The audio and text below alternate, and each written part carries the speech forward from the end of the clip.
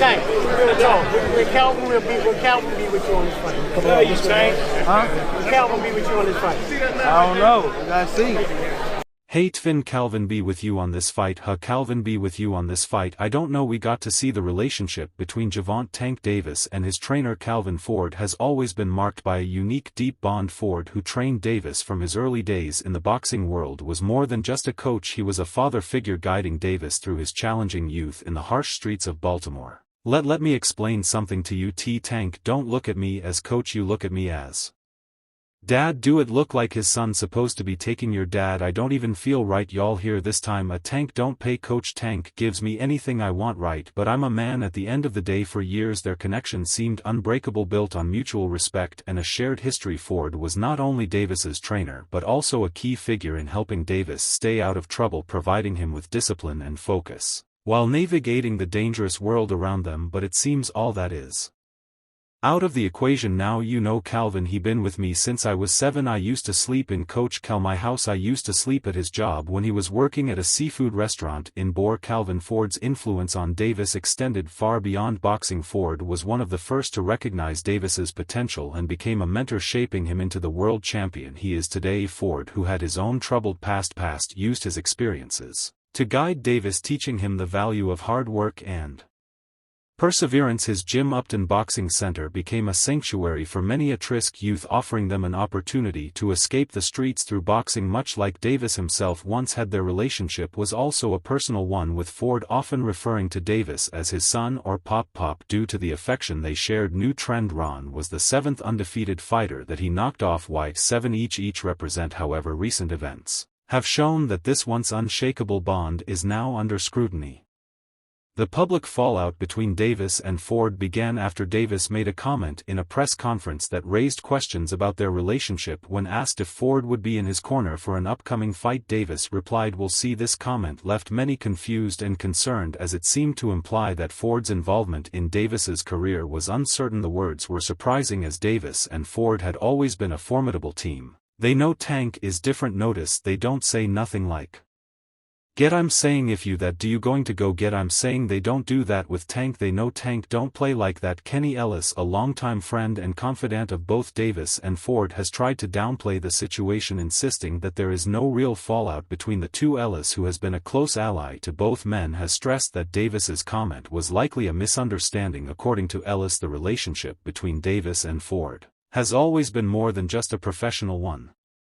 It's a familial connection built on years of shared experiences and mutual respect. Ellis has also pointed out that Davis did not mean anything disrespectful by his statement, emphasizing that it was a simple response to a question he wasn't prepared to answer. That what he said when he was asked about Coach Calvin, he didn't know, but then they reunited. What's your thoughts or any kind of message you could offer? Because obviously they got a relationship that deeper than just a train and a fighter. We don't know where this stuff is coming from. It wasn't no reunited, they never separated. I guess it's cause of Tank's comment, cause he was. Despite Ellis's attempts to defuse the situation, there are signs that the relationship between Davis and Ford is indeed facing strain. Ford's public reaction to Davis's comment suggested a level of hurt and confusion. It appeared that the coach was taken aback by Davis's words, which seemed to suggest a lack of loyalty or appreciation for everything Ford had done for him. Ford had been instrumental in Davis's rise to the top, providing not just technical training but also emotional support, helping Davis navigate a path away from the streets. Given their shared history, Ford's reaction to the comment was understandable for someone who had invested so much in Davis's success. The suggestion that their relationship might not be as strong as it once was must have been difficult to process. Everybody missing, he's leaving. It's business, right? For sure it's good business. We going to do what business? We're not leaving each other, just not on contract. Okay, so you're still. The tension between the two is not just about a single comment, though it's likely that there have been underlying issues for some time. As Davis's career has skyrocketed, so too has his personal life, with his increasing fame and wealth bringing new challenges. The pressures of being one of boxing's brightest stars may have strained his relationships, including with Ford. We can even bet He wasn't saying he needs therapy for the fun of it. Also, Davis has moved in different circles, aligning himself with new managers, promoters and other figures in the boxing world. These changes have likely caused friction with Ford, who has been with him from the beginning. This is not the first time this happened to young African American guys in sports or anything, you know. It just happened to be Gervonta. He had a chance to see who he really is, cause he's still walking around like he's not a superstar. So he has had a chance. The nature of their relationship is also being complicated by the broader pressures within the sport of boxing. As Davis continues to grow in popularity, he is faced with new challenges, including dealing with the media, managing public expectations and handling the financial and logistical aspects of his career. This new reality may be causing him to reevaluate his relationships, including his long-standing connection with Ford. In contrast, Ford, who has spent most of his life in the boxing world, remains committed to the values that guided him in the past: dedication, loyalty, and a deep sense of responsibility to his fighters. As a result, Ford's belief in these values may sometimes clash with Davis's evolving priorities. What about the bond that you have with your head trainer Calvin Ford? You guys have been together since the beginning, and talk about a winning combination between you two. Just it's family, it's loyalty. I looked at my trainers as like they like dads. You know what I mean. They've been in my corner since I was 8 years old. Kenny Ellis, who has worked closely with both men, has repeatedly emphasized that their bond is stronger than any misunderstanding or controversy. Ellis has been a critical figure in bridging the gap between Ford and Davis, trying to mediate when tensions arise. He has been there through the highs and lows of both men's careers, offering his perspective as someone who knows them both deeply. Ellis's comments have often downplayed the significance of Davis's public remarks, urging the public not to jump to conclusions. However, the tension between Davis and Ford seems undeniable, even as Ellis insists that the situation is simply a matter of miscommunication. Roger never got trained in the year when Floyd was fighter the year his dad never got trained in the year. So you know, I've been openly expressing that and I think it's time to Calvin get just for fans and followers of Davis's career. This growing tension is concerning.